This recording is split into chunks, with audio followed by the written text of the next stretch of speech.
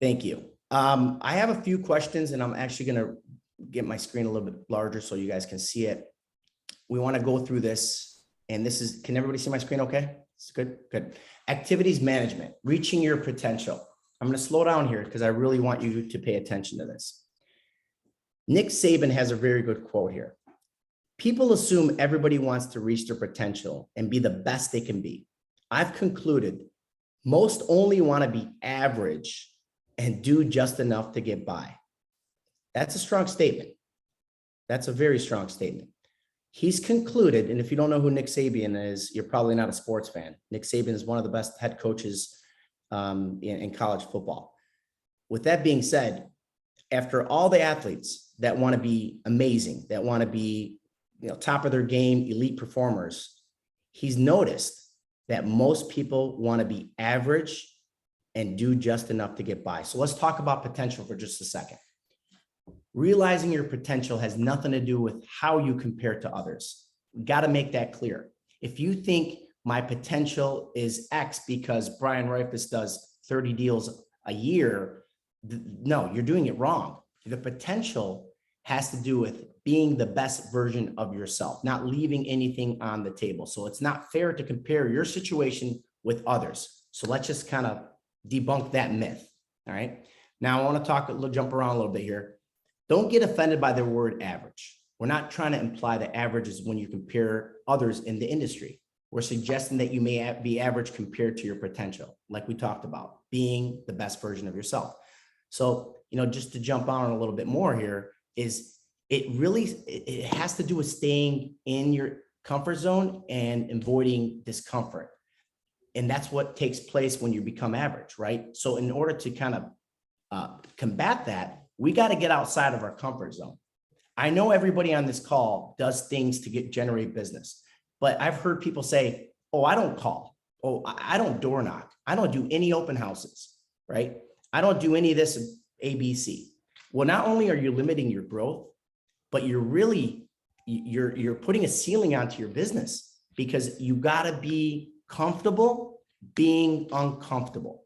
So I just wanted to get that out there, right? Make sure you're comfortable being uncomfortable. That's the first step to running a business. Now, we're going to talk about time management in this as well. So here's some of the questions to realizing your potential before we do so. First question I have, are you getting the most out of your time? Yes or no, or I don't know.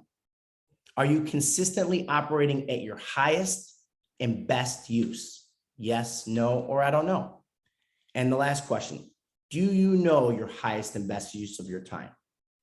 So if we got those three questions, we're going to kind of, break those into different categories and we could talk about these different things. But these are the questions that you should be asking yourself. Number one is, are you getting the most of your time?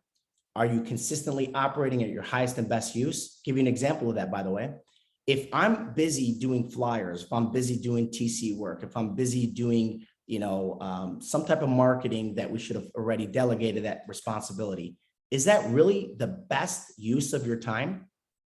And how do you know if you're doing your best use of your time? So those are the questions I wanted you to ask yourself.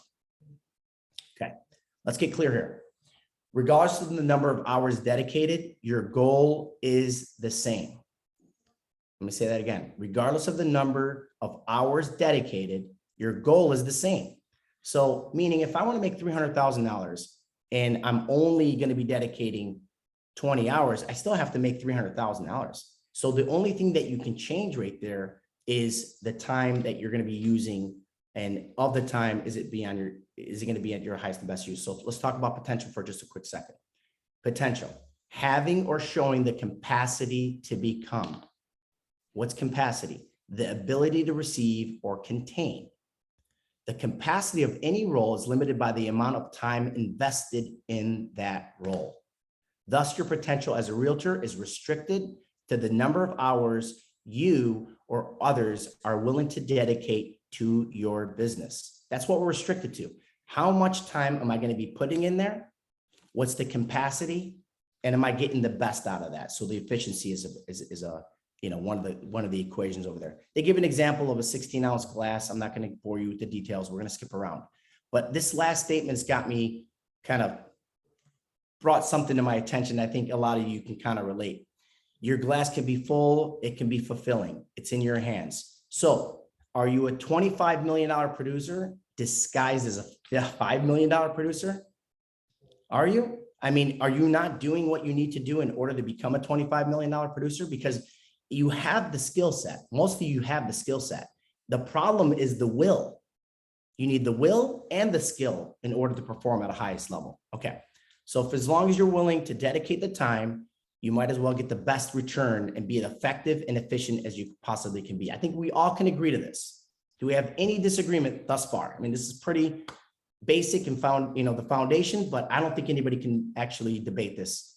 So I'm going to assume yes. So we all know about time, but let's talk about this. Gordon Gekko. You know who Gordon Gekko is? Money is not the key asset in life. Time is. This is the way we need to start looking at time, because some of you are wasting a lot of time. I'm just going to tell you straight up, I don't beat around the bush. I wear my heart on my sleeve. Some of you are wasting a lot of time, and we'll talk about what we can do to become a little bit more productive with that time. But, we all have 24 hours, 168 hours a week, 730 hours a month, 8,760 hours in a year. Do we know how long we're going to live? We're not promised tomorrow, right? So we got to start looking at that as an asset. All right. Time is your biggest asset, not the money you have in the bank, not the deals that you have in escrow. The biggest asset that you can possibly have is time. Okay. This is what an entrepreneur thinks. They don't think in dollars. They think in my time is worth X. All right. I know what I need to be paid an hour. All right. Do you know what you should be paid an hour? Do you know what your productivity is per hour? So that's the questions that you have to ask. And we're going to talk about time budget. Again, I'm going to skip around a little bit here. All right. The cost of wasting time. They give an example of if in 1 hour your day is wasted, right? If 1 hour, I'm just surfing the net, and that adds up to 5 days a week for 48 weeks in a year, because no realtor works 52 weeks a year. 240 hours will be wasted every year. They give an example of that could actually cost you in 10 years, that can cost you $2.4 million. All right. Again, we're not going to bore you with the details. We'll get there next time. All right. Choosing your career path. All right. Full-time realtors, pay attention here. Full-time realtors fall into one of 4 categories. So you're either in one of these 4 categories. You're the typical salesperson. You're a thriving salesperson. You're a typical entrepreneur, or you're a thriving entrepreneur. That's it. It's 4 categories. Most people, Jeff will tell you, because we interview 80% of them and we refer them to a different brokerage, they're typical salespeople. They do enough just to get by. They're not only average, their mindset isn't set on growth. All of you are, that's why you're on this call. You have to be in that mindset of growth. So in order to get from a typical salesperson to a thriving salesperson, let's just talk about that. First, you must establish your approach. Typical. They stay in their comfort zone. They're spontaneous and reactive, easy and convenient. You get a call from your seller, they want to list the property, you do all the motions and you sell that property, you're good. But you don't do nothing about it. You don't actually market the area. You don't do the just solds around the neighborhood. You don't do some door knocking. You're not doing any type of proactive approach with that particular listing. Each listing, mark my words, each listing should at least generate 2 new sales, whether it's on the buyer sale or on a seller side. But I would argue you should get 2 more listings out of it and at least a buyer or 2, or even flip-flop, 1 or 2 another listings and 2 or 3 different buyers. It doesn't matter which order, it just comes in waves, as you know. So, and the thriving agent or the thriving entrepreneur, they seek potential, they're intentional and they're proactive.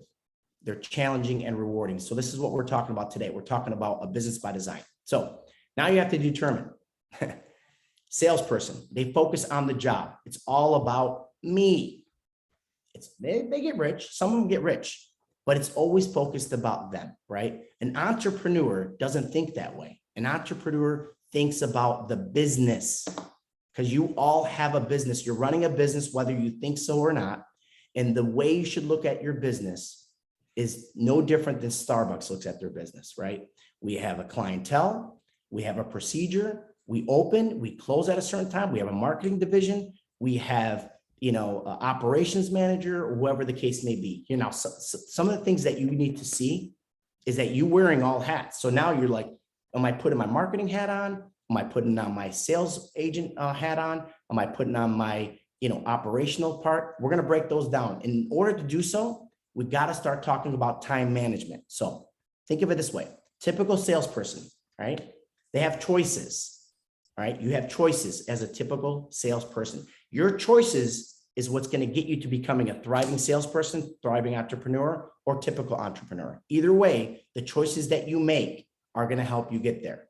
We can all agree to that. All right. I'm going to skip that one. All right. Now we're going to talk about how to become fully leveraged here. All right. We got to look at your business from an operational model. Does everybody know what an operational model is? Go ahead. You can unmute yourself if you have to, or use the chat box, however you want to communicate with me. Do you know what an operational model? I can show you my operational model. Just to give you an example, I have an operational model. This is how I run my business. Each person has a dedicated task, a role, responsibility. Okay. You've probably seen this before. You need to set this up for your business. It could say Brian Rifus throughout the whole top line. The bottom line could be, Annie. It could be, my assistant. It could be anything that you want it to be, but you still have to know what takes place in a business and what are the roles and responsibilities of that particular department. Is that too confusing for us agents? Is that too much for us to handle? Am I going overboard here? But, when I say that, are you running a business? Brian, are you running a business? Yes or no? 100%. Yes, 100%? 100%. No argument with that, right? Yeah. How many pieces to that business? How many pieces do you think, and I'm not trying to put you on a spot, but is there a marketing part of your business? Is there a client care part of your business? Is there the aftermath of the quality control of, maybe during the process? Are there different elements to your business? Yes or no? Yeah, I have multiple pillars to my business that work for me and I work for it and vice versa. And then there's obviously, affiliates and other people that I partner with that fulfill certain roles that take away from time that I could be spending more valuable to lead generation, cold calling, and things that I'm going to go and try to prospect and do. So I'm not constantly getting bogged down in one thing where I can say, hey, I can spend money here, takes me less time to do it. So I have more time to do something else that's going to have a bigger return on my investment. So absolutely 100%. Well said, my friend. Thank you so much for your participation. And you know what? You said affiliates. I said bingo when you said affiliates. What are they doing for you? Like, they're always asking for our business. They're, hey, can you send me a title order? Hey, can you do me this? What can you do for me in return? This should be a reciprocal relationship. It's got to be something to where we're in this to win this together. So I wanted to show you what that looked like. I didn't want to spend too much time, but we'll dive a little deeper in probably 3.0 because there's a lot to cover. I just want you to understand that there's an operational model to your business. Okay. With that being said, let's talk about the operational model. Step 1, analyze operational model to determine the sources and strategies used to achieve current results or needed to achieve desired results. All right. So we got to analyze. Okay. What am I looking to do? Am I trying to make 500 grand? Am I trying to make $1 million? What am I trying to do? Determine what it's going to take in order to get it done. And now step 2, record all current career activities. This is going to take 2 weeks, by the way. It's going to take 2 weeks. What that basically means is that I get a call from a seller and he asked me to run a CMA, right? A CMA is a comparative market analysis. And what that's going to take me is probably 30 minutes to an hour. Write that activity down. All the activities that you do in your daily routine, you're going to write that down. even if you get a call from Miss Jones and she wants to talk about what the market's going to look like, whatever it may be. I had a conversation with Ms. Jones. It took me 30 minutes. You're going to record every single activity that you're doing for the next 2 weeks. I know it sounds exhausting, but I promise you, I urge you to do this because it's changed my career. It's changed my business. It's changed me as a broker. I realized what I was doing. I had over 55 things that I was doing in a daily routine. And that's when I started hiring. I hired Jeff Hans and I hired all these different people to actually get some of the stuff done that was actually not only time consuming, but draining, but it just was not my highest and best use. And they love doing whatever they love doing. Everybody has a role for this. So you need to make sure that you're putting all the activities that you're doing on a daily basis and record that. So that's a big one right there. Don't miss this. Step 3, distinguish between vital and irrelevant activities. For an example, if I'm stuck for 2 hours doing a flyer, or 3 hours doing a website or whatever the case may be, I got to know, is it vital or could it be irrelevant? Now, some would argue, hey, that's very vital. We need to get that done. Well, is that your highest and best use? That's what goes to step 4. Create 2 vital activities only the vital activities, one for seller, one for buyer. So that's step 4. Does anybody have a question on that? I'm assuming no. All right. Now, if we know what step 1 to step 4 is, we got to look at the next steps, and please pay attention here because this is really, really important. Step 5, establish detailed step-by-step instructional procedures for each activity on the checklist. For an example, if it's a flyer, just to use it as a simple example, it's going to take time to, get the photos. It's going to take time to get the remarks in order. It's going to take time to organize it to where it looks neat and cute and whatever, 2-page report with some of the, key information on that particular listing, whatever it is. Detail that report. There's a reason behind the madness here, because what we're going to try to do is once we have established the detailed instructions for each procedure, we're going to realize whether we're going to delegate that or do it ourselves. And that will come 2 different steps. So before proceeding to step 6, you got to make sure, are they effective and efficient as they can be in phase 1? We'll explain that in a minute.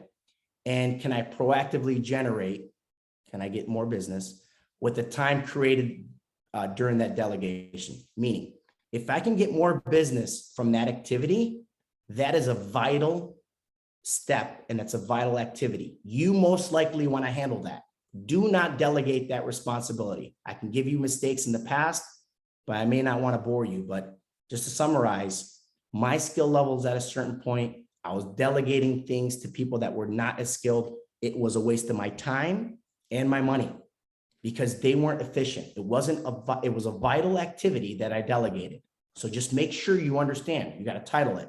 This is a vital activity. This is for me to take care of because of the fact that I have 20 years experience and I have blah, blah, blah, blah, blah, blah, right? This is what I want to handle. So we got to realize that's a vital activity. I'm not going to delegate that. Now, number 6, step 6, create an organizational chart. I showed you guys the desired position of what my organizational chart looks like. You got to do the same, right? Marketing division, you got a division for listings, you got a division for buyers, you got a division for, meetings or appointments, blah, blah, blah, blah, blah, whatever it may be, right? Everybody runs their business different.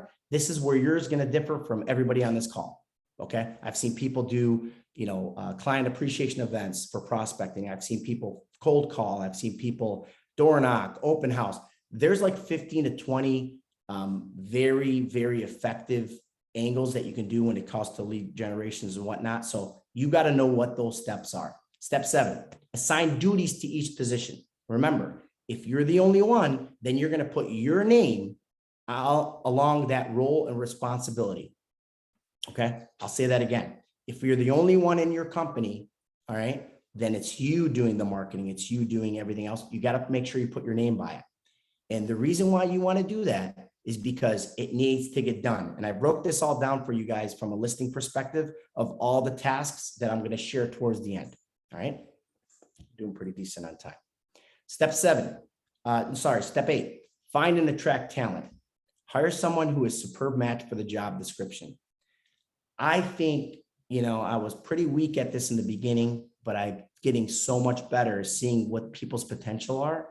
And I got to tell you, the people that are part of this company, not to mention any names, but they're superb at what they do. And, I couldn't replace them. They're just irreplaceable in my mind because they specialize in exactly that particular position. They shine, and that's what all they want to do. And I want to keep supporting that. And I'm going to throw gasoline on that. That's all my job is, but find the right talent for the job. Okay. And there's different personalities to do for it. And again, that could be, running a business by design times 4 or 5 or 5.0, whatever. We're not going to get into the weeds too much of how to attract those talent and what to look for in those people. Step 9, use the procedural manual to create the step 5 to train recently hired talent. Now that you have all the steps, okay, you got to have a procedural manual in order for them to actually do the steps. So you can't just tell a person, make my flyers, giving them an outline of what the expectation is for those flyers. That's what that explanation is there. Step 10, hold talent accountable to the appropriate performance standards. You are set and bound by the standards that you set for yourself, along with delegating those responsibilities to others. If you don't hold them accountable, I promise you, it's going to lead to disappointment.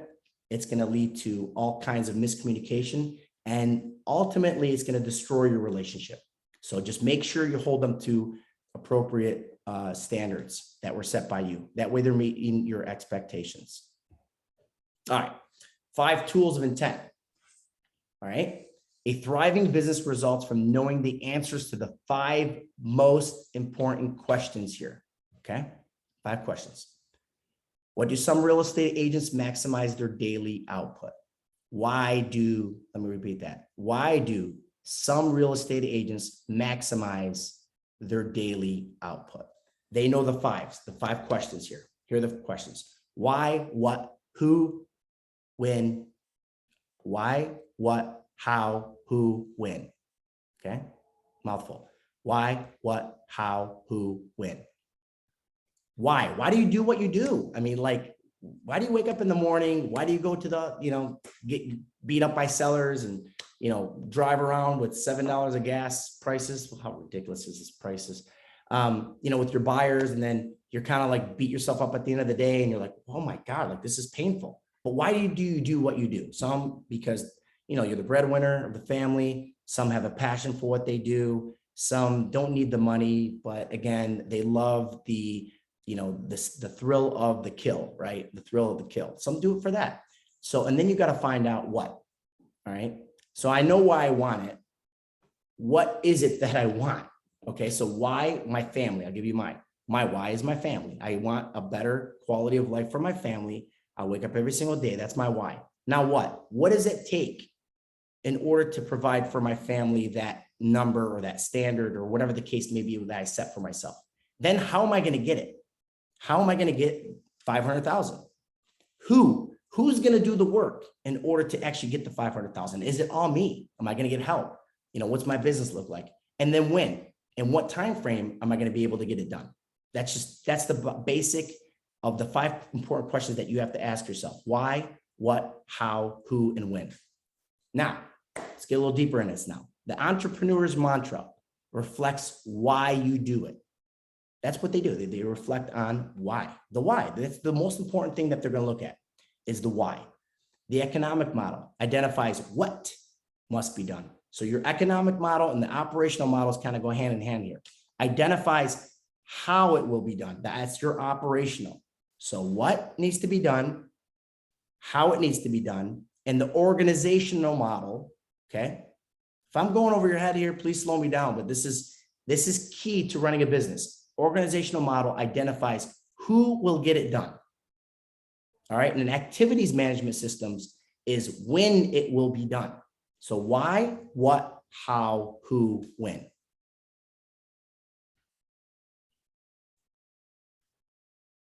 All right. This is great. Time management is an oxymoron. There's no such thing. Can't happen. You can't control time. You really can't. You can't. Time is going to happen. It's something that's it's incontrollable. It's just going to keep going, whether you like it or not. You can't stop time. But it goes back to the 4 categories. Just don't waste your time, right? Let's just talk about it. Regardless of what you do or you don't, therefore it's impossible to manage time. I talked about that. However, you can manage or control the activities you implement during that time, right? It's called time management. So that's got to be your goal. Time management must be your goal. All right. And now let's go through these 4 categories of your time: lead generation, lead conversion, client care, and personal development. So we're going to label them as LG, LC, CC, and PD. Follow me, okay? There's only 4 categories in your career. That's it. It's just 4 categories: lead generation, lead conversion, client care, personal development. Can we agree or disagree to this? Don't all talk at the same time. I know you guys are muted. I appreciate that. But I'm going to assume that you guys are saying yes to that, because at the end of the day, these are the 4 categories that must be time blocked: lead generation, lead conversion, client care, personal development. So let's break that down first. Just a quick second. All right. Most people get ahead during the time others waste. We know that, right? There's a lot of people that actually waste a lot of time. We talked about that earlier on. All right. The people that are intentional and proactive is the ultimate key to your success. All right. We understand that. We're going to be intentional and proactive. So every hour that's wasted is gone. We know that. Every hour that's invested in your career will pay dividends. So we're going to talk about the activities management system, the AMS, and then we're going to go back to time parameters, time blocking, prioritizing activities, and staying proactive. So we also know define total career hours of the week. That's your time budget and time blocks, time activities, staying engaged, blah, blah, blah, blah, blah. I'm not going to go through all this, but let me get to the meat and potatoes here. All right. Daily schedules. You're all looking different because some people got to pick up the kids. Some people got to do 1, 2, 3. Some are the full-time moms, but they do what they can with their careers. Everybody has a different schedule. Everybody has a different priorities. Everybody has different things on their plate. Some people have adversities, health problems. I can go on and on and on and on and on and on. What you must do is take those priorities and put them in your schedule. All right. And then you kind of work around this. But this is a typical, if you have a 9-to-5 job that you could dedicate to this business, this is what your daily routine should look like. The LG we talked about already. There's lead generation. The CC, client care, right? You get a call, there's a fire, blah, blah, blah. Something happens. You got to take care of it. There's a appraisal, there's a whatever it may be, right? Some people start their day a little earlier, so this can fluctuate, right? Some people do this at 11 or after. Some people prospect from 8 to 10. This could be played with on your schedule, so don't hold me to all these. But client care should be taking place in the morning. All right, it's got to happen more towards the later morning than the early, because I think the early morning should be just strictly for lead generation. And there's so many different ways of lead generating we'll talk about after. So other admin and follow-up should be at noon, lunch, rejuvenate, 12:30. And this is where we can talk a little bit more about lead generation, client care. There's so many different things that you can do with the 1 o'clock. This could be appointments, more client care at 3 o'clock, or maybe you start doing a little bit more lead generation. It depends on what you're trying to accomplish here, and go from there. So other admins, follow-ups, there's a person that you need to contact that you haven't talked to in 3 years. This is the time to do so. All right, everybody clear on your daily routine, your what needs to be done in a day. We talked about the responsibilities for those. So time blocking is worthless unless you are implementing the right activities. We can all agree to that, because you know what? You can run in place and you're not going to get anywhere. So don't mistake movement for progress. Should I say that again? Don't mistake movement for progress. And I feel this is the biggest problem with most real estate agents. They get to the office, they surf the internet, they look at listings, they do all kinds of different activities, but they're not getting anywhere because they're not doing the right activities, in my opinion. So we're going to talk about vital activity lists of what to do when you do have a listing, what to do when you have, buyer or whatnot. And we're going to talk about some of those activities in a little bit. So, all right. let me jump over. I have this a little bit updated, so I will go through this and I'll show you the updated version, but just to give you a bird's eye view. This is what the 47 vital listing activities that everybody needs to do when they have a listing, right? So there's lead generation starts first, right? FSBOs, you can talk about, cold calling. There's so many different ways, right? Traditional social network, just sold, farming, I can keep going on. And I just tell you right now, the highest producers, after interviewing all of you guys, most of the highest producers do at least 6 vital lead generations. They'd have 6 different avenues of where that's coming in from. And they're proactive with their open houses, door knocking, maybe circle of influence. They got newsletters, whatever it may be. There's 6 different vital activities for lead generation that are actually taking place. So with that being said, we know how to get the business. Most of you do. Now we're going to talk about lead conversion. These are some of the tasks in order to get to lead conversion. Well, I'm not going to go through each one of them, but these are the things that needed to be converted.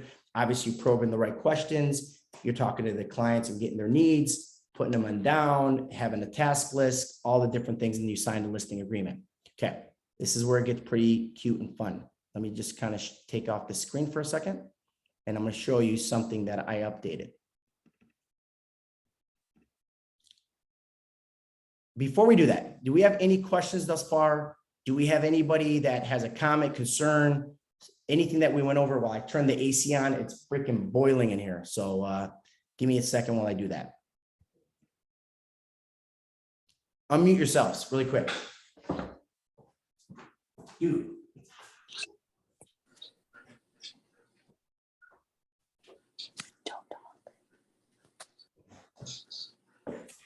Okay. Took a little hot in here. All right. Do we have any questions, concerns, comments of anything that we have covered so far? I'm going to get your participation. I'll start picking on you.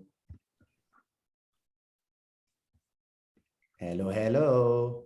Are these slides going to be available somewhere on Agent Hub? Yes, they will. I will. Thank you. I'll send it over to the group, and we can, break it down. If you guys have any questions after I send them over to you, because it's a lot of information, right? And at the end of the day, I want you guys to be in a position to thrive, not only survive, thrive. And this is a lot of info. Okay. Do we have any questions, or do we agree or disagree to anything that I showed? Comments. Give me some comments. Let's get some feedback. Hey, I have a question, Mike. Go for it. Great presentation, by the way. I loved it. Thank you. I know this is part 2 of the building a business by design. Something that I was very interested in from the first part was that tracking system that you had. Is that something that we're going to go over further, or is that just something I can get from you? Did you say the back end system? The tracking system. I'm going to show that. Thank you for bringing that up. As a matter of fact, we're going to talk about tracking your business. We're going to track about all the productivity, what you do in order to actually get the business. Thank you, Richard, for bringing that up. Good question. Mike Meter, you got a question? No, I got it late, so I missed the first part of it. So I'll have the gals send me over the video. No problem. Anybody else? What do we think so far? Like it. Like it. Okay, good. Good. I'm glad. Go ahead, Kim. I'm sorry. I know it's been good. I want to relook at all these later. It's a lot of information. And that's what I wanted to do too. I just wanted to give you a bird's eye view. I didn't That's want to read, line by line. But there is some really good information. By the way, if you guys want to know where the content came from, the gentleman's name is David Scott. All right. He used to run Keller Williams's trainings and blah, blah, blah. So Remax went out there and bought the information off him because, yeah, there you go. Jeff is holding it up. It's called Momentum. All right. Momentum 2.0. Some of it needs to be updated, and which I've took the power of myself to actually put some of the things over here, and I'll show you one of the activities again, what I created, and you'll get a copy of this too. This is where I think the meat and potatoes is. When you get a listing, this is what you need to see. And I'm going to continue on with my presentation. All right. So prospect, right? They're not a deal yet. They're just somebody that, you kind of talked to, and now, you know, you need to sign the listing, right? They're not active at this point. So first thing is first, of course, you sign the listing. Before you do that, there's always probing questions, and we kind of went over some of that before. But now that you sign the listing for day one, day two, or still in day one, sorry, you're going to send that over to the TC. It's high priority, right? You've got a listing signed. We need to put it in SkySlope. So get that over to them as soon as possible. This is a big mistake, by the way, most agents do. They'll sign the listing. It sits in their inbox for the longest time. And then by the time they go active and they go pending, what happens? TC asks for, where's the listing? Well, look, technically you got to put that in our management immediately. It's got to be in SkySlope because there's all kinds of different things that we got to make sure are filed correctly in a timely order, right? So make sure day one, you're going to sign the listing. It goes immediately to your TC, or if you're your own TC, it needs to be uploaded to SkySlope immediately. Now, also day one, install lockbox and flyer. Another big mistake. We will MLS, we put in the MLS, we gather pictures. Oh, by the way, I need a key for the showings. Okay, great. Well, we don't have it yet. Blah, blah, blah, blah, blah. Or my lockbox is not with me in my car or whatever. I'll come back on Thursday. Now you got showings requests. Things are taking place. There's no lockbox. There's no access to the property until Thursday. And now you're scrambling around. Big mistake. Go day one. When you sign the listing agreement, you should put the lockbox and the flyers should be, and the flyers part, let's just hold off on that. Just a flyer in the flyers box. Just don't put the flyers in the box. Just have a box ready. I know we couldn't do that because of COVID, and I'm not even going to get into that right now. But also on day one, you order your prelims. How many times did we see that there's an issue with title after the property's listed, or you do your title report, and then next thing you don't find out there's an easement, that there's a problem? Look, do your prelims the day you take your listing. Some people actually are very proactive with this. They'll get the prelim done before they even take the listing. They know they're going to get a listing. They talk to their title rep. They say, hey, by the way, I'm meeting Sally on Friday, and pretty much in the bag. Once I get it done, can we order prelim? But I just want to give you a heads up on it. Should we do it now or later? And let them decide. Okay. Hold on a second. Let's do it to single page here. Okay. Now, day four. Remember, we're still in the prospective part. We're not active on the market. Day four. Stage home, prep home, whatever needs to be cleaned, prep before going on the market needs to be taken care of as soon as possible. All right. Now, day five. And some of you are going to ask me, hey, wait a minute, you got the listing signed. Why isn't it going to the MLS? You must, in my opinion, must be using the form, the SELM.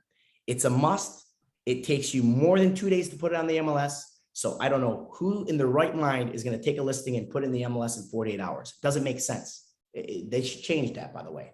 But this is why an SELM should be used, so that way you can take your photography, you can get your marketing in order, you can do the home prep, all the things that you need to do. And again, in this order here, the home has to be prepped, then you take your professional photos, right? That's obvious. But you're going to take your professional photos in day five. Day seven, you're going to build out your website, you're going to do all kinds of marketing, whatever you're going to be doing behind the scenes in order to push this product out, that needs to be done. Now, we haven't even listed the property yet. These are some of the steps that need to take place beforehand. Now the listing is active. We did all of our marketing. We're putting it on the internet. We're just going crazy with this, right? We're pushing this out on every single field here. Day one, install sign. Day one again, what to expect from the seller. I have this, and I'm not sure if anybody has seen this paper, but I'll actually share it with the group. What to expect to the seller gives them all the expectations of what to take place while it's listed, while it's active, while it's under contract. It just so that way they don't get blindsided. Okay. Remind me, Lindsay, if you don't mind, to share that with the group after, so we can put it in the meeting notes or whatnot. But this is a big one.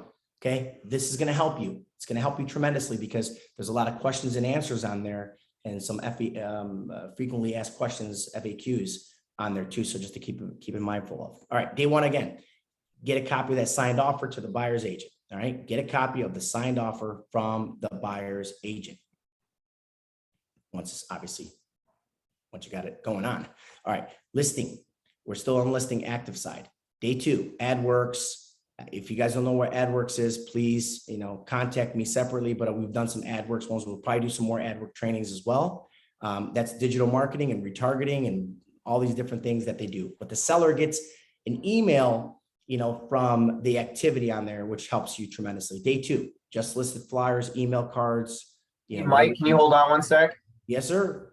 Hey, so I just wanted to interject on that AdWorks thing. Yeah. Since we're kind of getting into this market shift, I know a lot of you haven't been doing AdWorks, but what I really like about AdWorks is it gives your client a daily email about the traffic that's happening organically and what is also being boosted by Remax. If you're really smart, you can take that AdWorks link and connect it to your KV Core. Those leads will come back to you as they click through your advertisement.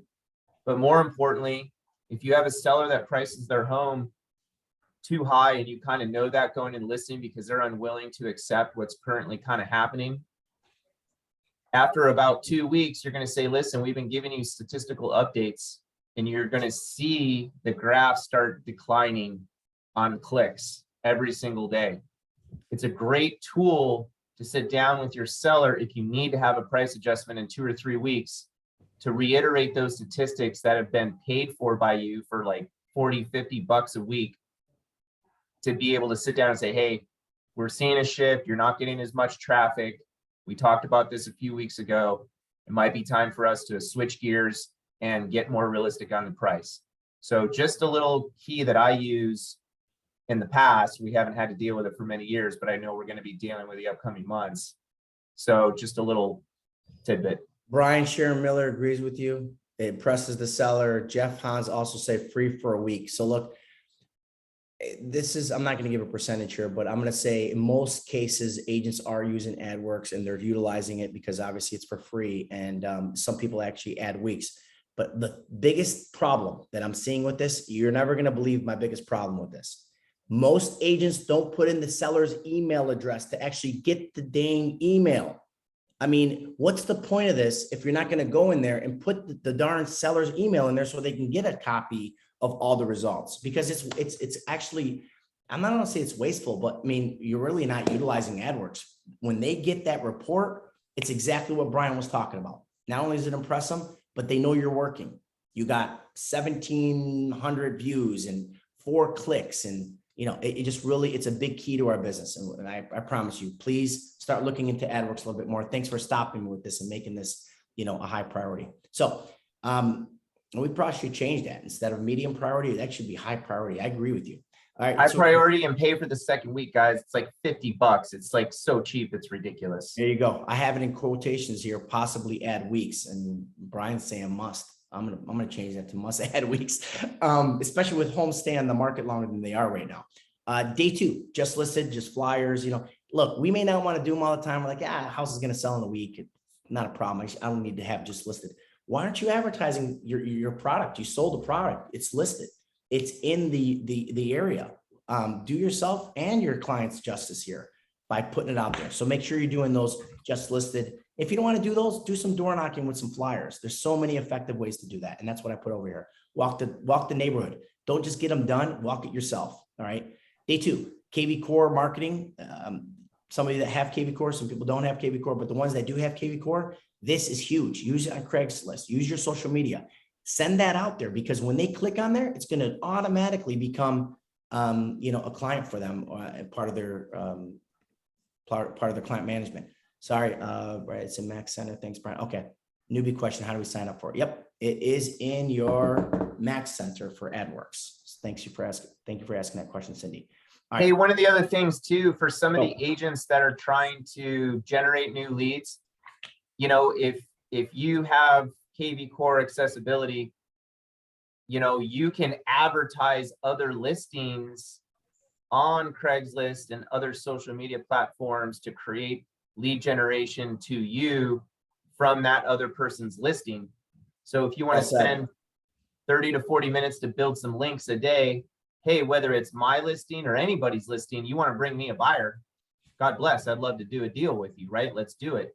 So you can do that for free through KV Core and send out literally hundreds of ads a day. So for some of the people that are like, man, I really need to get some of these buyers, that would be a great opportunity for you to literally copy, click, paste, send. I mean, it's that fast, guys. It really is. I think it's the best $100 a month you can probably spend. You know, for those that want KV Core, please contact me. But everybody has a different conversation and a different reasoning of where their money is going to go. So I'm not going to force you. Obviously, it's a pass-through cost. So thank you for bringing that up. KV Core, we'll do another training on KV Core. So if anybody's interested in that, please maybe side message or put it in the chat box that you're interested in doing one. Day 2, flyers in the box. That's pretty self-explanatory. Now that the deal is pending, we got a pending deal. HOA, condo, resale certification. This is a big problem. Most people that are proactive will do this at the sign of listing. They'll start to get those, condos in order. I know that escrow does it a lot of times. Ask our escrow company. We don't have a problem with it. We'll order the HOA. We'll do what we got to do. I mean, let's get that on top of it. If you have the seller's information, we'll contact them, get that started for you. We'll do like a pre-escrow. No problem. Let us know. We're here to help. Day 1, again, you open escrow and title. You know that. Day 1. Yeah, signed seller contract offer to seller. We already know how we're going to do that with DocuSign. If you want to do it in person, make sure they get a copy. Day 2 in pending status, you're going to change the status. Some people do it right away. Some people don't until they get all the contracts back. Your choice, your business. Day 2, home inspections. Obviously, there's going to be some inspections. So make sure one's scheduled. A lot of times we miss this step. We assume that the buyer's agent is going to go ahead and get that set up. A week goes by, you say, hey, when are you guys doing an inspection? Oh, we're going to do one next week. What do you mean? You have 7 days to do so. It's in the contract. Well, guess what? Now you're behind the 8 ball. You got to go back to your seller. They're out of contract. They're going to ask for an extension. Be proactive. As soon as you get that thing done, day 2, hey, do you have the inspection set up? Some people ask it the time it's pending. So up to you. How do you want to do it? Day 2 also, confirm inspection date and time. Talked about that. Day 3, confirm deposit is received. And look, these are easy things that need to be done, but could be a huge problem if the deposit's not in there in day 3. Right? It's a high priority. Make sure we know, and the escrow will contact you, say deposit's in, blah, blah, blah. But hey, be proactive. Be on top of it with the buyer's agent. Hey, did you guys get that deposit in? I'm not sure. I haven't heard from escrow yet. So be on top of them. One of the things that I love about our own escrow company with Connection Services here is they actually put together a full itemized out spreadsheet for you to receive the day you open escrow, with all of your contingencies outlined, inspection, appraisal, all of that. And it's highlighted. I print it out, I put it right on my desk, and I know the day of it. So I love what Lindsay does over there. Love it, man. Look, I didn't pay Brian to be on this, man. I don't know what's going on here with your participation, but I really appreciate it. Another round of golf on me. Day 7, actually, that was a round of golf on Mr. Kate Kirkman, right? Here we go. Day 17. Inspection CR. Now, these are defaults, of course. Some are inspections these days are probably like 7 to 10 days. Some don't even have inspections. But if you do have one, make sure you get the CR1. If you're not getting it done, you're going to look really foolish if you don't. And we just misspelled agent there. We'll get that corrected. Day 21, loan contingency removal.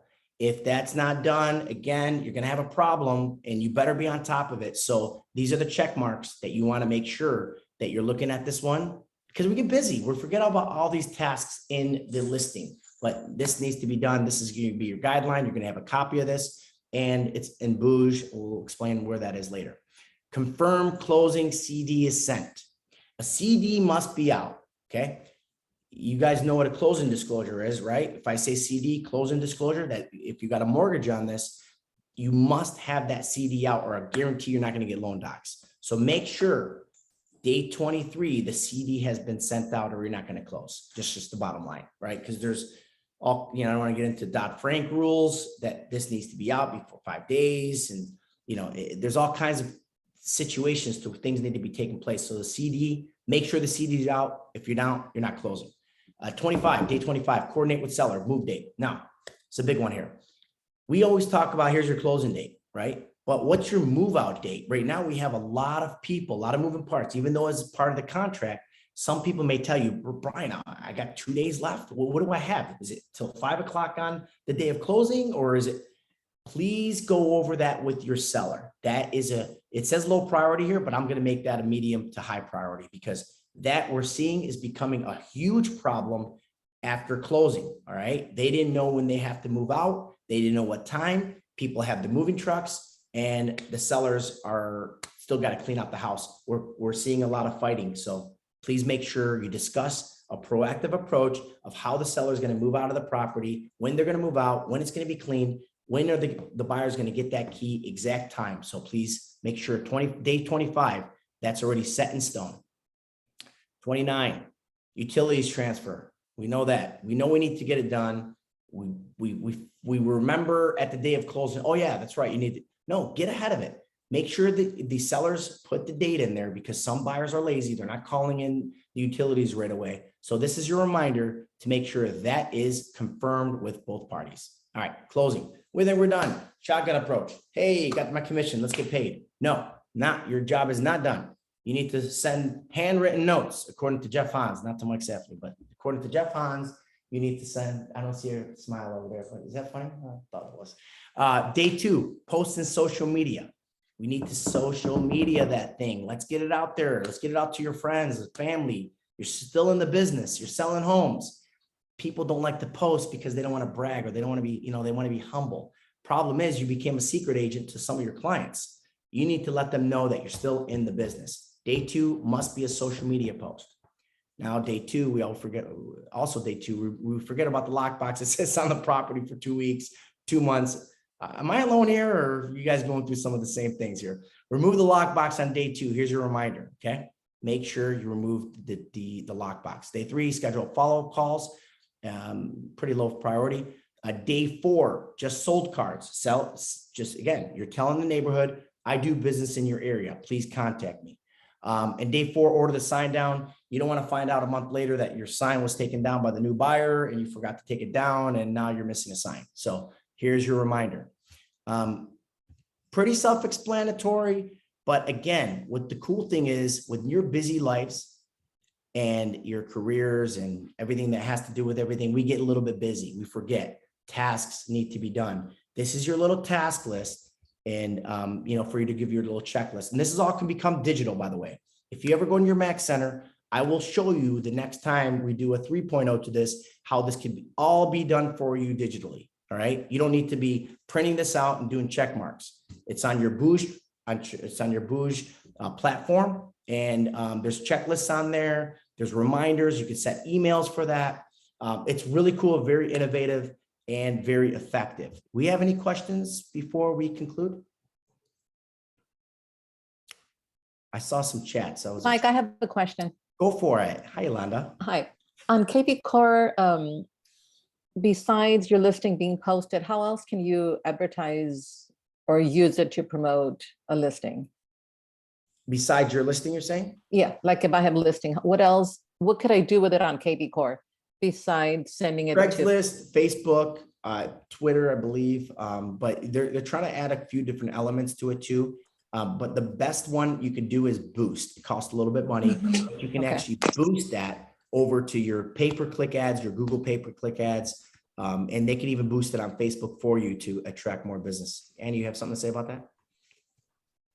That's what I was going to say, to boost it. Yeah. I was Okay. also going to say to use the QR code on there for any kind of like social media marketing, or if you're sending out a postcard, or if you are printing out flyers, to just download the QR code that is offered to you through KB Core, and put that on all of your marketing stuff. Yeah, So that no matter where it is, you can always go through KB Core. You can see how many people are actually looking at the property, and then it'll send you like the analytics behind it, so that you can show your sellers that people are visiting the site. So there's something else that needs to be done with the property then at that point. Thank Thank you. you for mentioning that, actually. Very good point. Yeah, so I'm seeing some yes to KV Core training. It sounds like we got to do a KV Core training. Go ahead, Jeff Hans. I was also going to say, I can't remember if I saw it because that was a really comprehensive list. Thank you. But don't forget, on the very first day that you have your listing, to put it on our Remax Connection Zoom listings. So let all of our agents know about it as soon as possible, because there's a lot of people out there that are looking for listings. And if we make sure that we look at it every day, that would be a great thing to do. And also the list that Lindsay sends out of all of our new listings, it happens. She sends it out every day for a reason. Review that, because you could actually be looking at something that we can do right inside house, and never hurts to do something in-house. Yeah, we've been seeing a lot of participation on Zoom listing. I'm going to be a huge advocate to keep pushing that, by the way. And a lot of people have come to me and said, hey, I got this new listing coming up. You know, I got questions on it. What can you do? 1, 2, 3. And I say, look, put it on Zoom listing. Put it on Zoom listing immediately, because the fact that you want to get agents' opinions, this is the best way to do so. Hey, agents, I'm not going live until next Friday. In the meantime, I've signed a CLM with the seller, and I have a week before I go on the market. Do you mind showing your clients and give me some feedback on the price? Do you mind showing your clients so that we can get some feedback on the condition? This is another perfect way for you to do so. So please utilize Zoom listing. Thank you, Jeff Hans. I'm seeing another thing in the chat here. Condensed Cliff Notes version of KV Core training would be super helpful. Okay, Cindy Burgess, I like that. You know, another thing is KV Core can be a little extreme. Okay, so it's very robust. You need to just do what you need to do on KV Core as a basic, and then keep adding little legs to it. That's my best advice to learning the KV Core system, because if you take it in all at once, I promise you, it's going to be overwhelming and you're probably not going to do anything. So take it in steps, one step at a time. And the best way to do so, there's training videos in there. Go over all those training videos in that portal. So if you have any questions on there, of course, reach out to me and we'll try to get another KV Core simplified version. Thank you, Cindy. Anybody else? Sharon Miller wants to know if you had thoughts on Megaphone. I like Megaphone, actually. At first, I didn't like Megaphone. I thought, what the heck is Megaphone? Until I learned about Megaphone. It's no different than anything else. It is a platform so you can boost that property, just like KV Core does. You can boost it through Facebook. You can boost it through Google pay-per-click ads. It's a platform. That's all it is. Okay, so don't think of Megaphone doing anything for you other than it's a channel for you to get that listing or that particular advertisement out. Good question, though. I like Megaphone. Are you taking your pepper spray? I'm sorry. You want mine? You said that fast. Sorry. You know why? Because there's dogs. baby. Yolanda, you need to be muted. Oh, I'm like, Whoa, gotta get our pepper spray in our advertising. Yeah, I I'm apologize. I have to jump on another training, but what I did want to mention is Maria Martin has arranged for the San Diego Blood Bank Mobile to be here in the RB parking lot. And I just wanted to make sure that you all knew there are appointments still available. We are still experiencing one of the biggest blood shortages here in San Diego County in all the history of San Diego County. So please, again, if you can get over here at all, they can take walk-ins. We don't have as many appointment schedules as we'd hope, but please consider it. If you have the opportunity to do it, they'll get you in and out real quick. Thank you, guys. Is that today? Is that today, Jeff? Right now Today, until 4:30. truck outside the office right now. I'm actually gonna go give blood myself, so. I am too. So if you have an opportunity, now's a good time. My Thanks, you fourth guys. time- Great meeting, Mike. See ya, It goes thanks, till Jeff. it goes till 4:30 this afternoon. It's at the Rancho Bernardo office. Feel free to stop by. They'll squeeze you in and make it happen. Like I said, yeah, for every person that donates, it saves up to 3 lives. It stays local in San Diego County. And 4 people are going to win a $50 Amazon gift card. So your name will get entered in for donating. Would love to see you, and thanks for your support. Love it, love it. Thank you, Maria, for doing so. I think this is my 3rd or 4th time. What is that for Africa? I lose track. man. At least your third. Yeah. Yeah, I mean, I got Yeah. no more blood. I mean, I know. And it's amazing that there's people that are still like, have never donated before. And like one of the blood drives, they just show up and it's their first time. So face your fears and make it happen. It's for a very worthy cause. Thank you, Maria, for doing what you're doing. Thank you. Anybody last? Go ahead, Brian. You got a question? So about a year ago, our mastermind group sat down to kind of review a little bit of what everybody does from a marketing standpoint to personal touch and everything else. It's really beneficial meeting, and we created a full plan from pre-listing to listing to post-listing, the whole 9 yards of step-by-step. And you can do all of it, some of it, none of it, whatever you want. But I find it really beneficial to get back into like what Mike said with like time management systems and being able to execute something really quickly that, you know, should return a listing or a buyer or something like that through marketing. I'm going to send this to Annie so she can kind of post it out to all of you.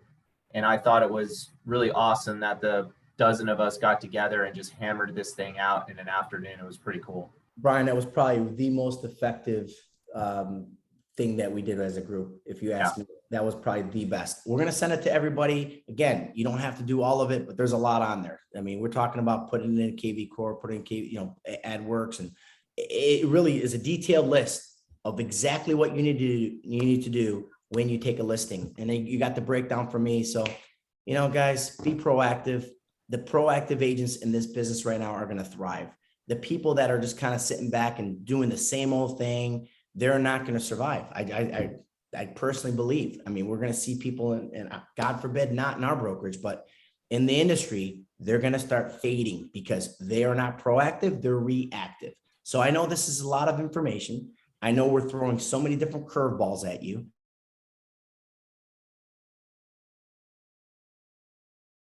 Kind of will, if you will, but still absorb it and apply it. Because if you don't apply the information, all of this is a waste.